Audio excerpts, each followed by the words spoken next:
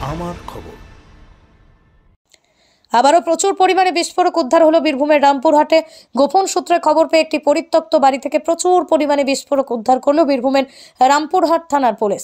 Police সূত্রে আজ বৃহস্পতিবার সকাল 11টা নাগাদ জানা যায় যে বৃহস্পতিবার ভোর রাতে ঝাড়খণ্ড লাগোয়া বীরভূমের রামপুরহাট থানার হস্তিকান্দা ও মাস্টা গ্রামের মাঝে জঙ্গল লাগোয়া একটি পরিত্যক্ত বাড়ি থেকে বিস্ফোরকগুলি উদ্ধার করা হয়েছে।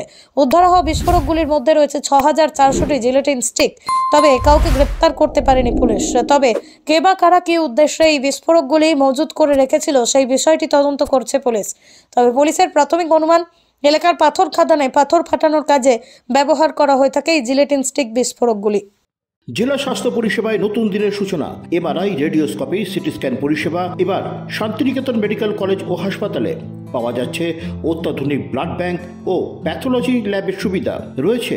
10 টাকায় ডাক্তার দেখানো এবং ওষুধে 62.5% পর্যন্ত ছাড়ের সুবিধা। তাই আর দেরি কেন? আজই আপনার প্রিয়জনের চিকিৎসার জন্য আসুন আন্তর্জাতিক পরিকাঠামো আর অত্যাধুনিক প্রযুক্তি নিয়ে গড়ে ওঠা শান্তিনিকেতন মেডিকেল কলেজ ও হাসপাতালে।